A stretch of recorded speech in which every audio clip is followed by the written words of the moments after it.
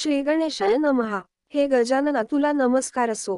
तू विश्वाचा प्रतिपालक आहेस। जे तुझी भक्ती करतात त्यांच्या कार्यात विघ्ने येत नाहीत। तू 14 विद्या व 64 कलांचा स्वामी आहेस। तुझे महात्म्य खूप थोर आहे म्हणूनच सुर, मुनिजन व भक्तगण कार्यारंभी तुझेच पूजन करतात। हे गौरीसुता, गुरुचरित्र लिहावे असे माझ्या मनात आहे। तू बुद्धिदाता आहेस म्हणून तुला वंदन करून मी अशी प्रार्थना करतो की हे कार्य तू निजकृपेने पूर्णत्वास ने। मला आशीर्वाद दे, स्फूर्ती दे। आई सरस्वती, मी तुला नमस्कार करतो। श्री नृसिंह सरस्वती हे माझे गुरु, त्यांच्या नावात तुझे नाव असल्यामुळे तू मला अत्यंत प्रिय आहेस। तू माझ्यावर प्रसन्न हो, या ग्रंथकार्यासाठी मला मदत कर। सृष्टी उत्पन्न करणारा ब्रह्मदेव, विश्वपालक श्री विष्णू आणि संहाराने सृष्टीचे नियमन करणारा शंकर या त्रिवर्गास नमस्कार। सर्व देवांना नमस्कार। सिद्ध, गंधर्व, ऋषी, व्यासादी, श्रेष्ठ मुनी, वाल्मिकी आदी कवीश्वर या सर्वांना नमस्कार। तुम्ही माझ्यावर कृपादृष्टी ठेवून हे ग्रंथकार्य पूर्णत्वास न्या अशी विनम्र प्रार्थना करतो। माता पित्यांस नमस्कार। पापस्तंभ शाखेचे कौंडिण्य गोत्रात जन्मलेले सायनदेव हे आमचे मूळ पुरुष खापर पणजोबा। हे त्यांचे आडनाव। त्यांचे पुत्र नागनाथ, त्यांचे पुत्र देवदेव व त्यांचे पुत्र गंगाधर हे माझे वडील।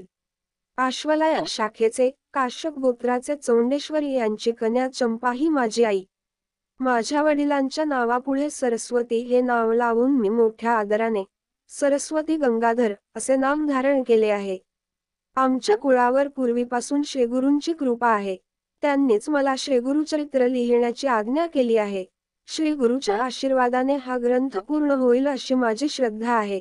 श्रीगुरू नृसिंह सरस्वती म्हणजे दत्तात्रेयांचा अवतार। ज्यांना आपले व आपल्या पुत्रपौत्रांचे कल्याण व्हावे असे वाटते त्यांना हे गुरुचरित्र फलदायी होईल। ज्याच्या घरी हे गुरुचरित्र नित्य प्रेमाने श्रवण पठण केले जाईल त्यांच्या घरी लक्ष्मी वास करेल, त्यांची मनोरथे पूर्ण होतील, इष्टकार्यसिद्धी होईल।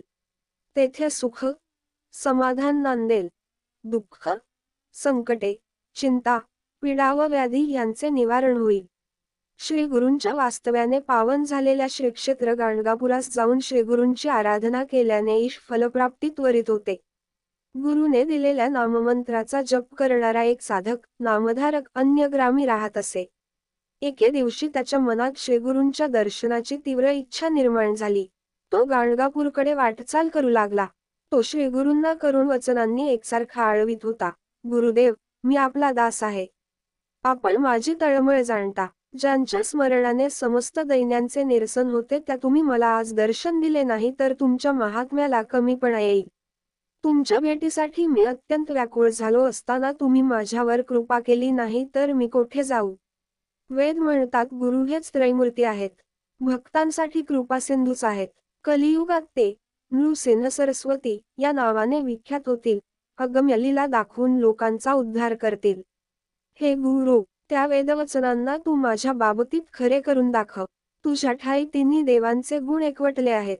तू परम दयाळू आहेस, म्हणून माझी तुला विनंती आहे की मला भावभक्ती माहित नाही, माझे चित्तही स्थिर राहत नाही। तरीही मला वेगाने पाव। माझ्यासाठी माता, पिता, आप्त, बंधू, स्वकीय सर्व काही तूच आहेस। हे गुरुदेवा, तू माझे कष्ट व माझे दैन्य हरण कर। तू सर्वज्ञ आहेस, मग माझ्या मनीचे दुःख तुला कळत नाही। घेतल्याशिवाय द्यायचे नाही अशी तुझी रीत असेल तर मी तुला काय देऊ ते तरी सांग। काहीतरी घेऊन मग देणे हा तर व्यवहार झाला, त्यात तुझे काय औदार्य। हे नरहरी, माझ्यावर कृपा करणे तुला सहज शक्य असताना मला एवढा आटापिटा का करायला लावतोस। मी बालक तुझा सेवक आहे, त्याच्या बाबतीत एवढी कठोरता धरणे तुला शोभत नाही। तू माझ्यावर रागावला आहेस का? माझ्यावर कृपा करण्यासाठी एवढा विलंब का? तेव्हा नामधारकाच्या हृदयातील तळमळ जाणून गायीने वत्सासाठी पावावे तसे गुरुनाथ शिष्यासाठी धावले।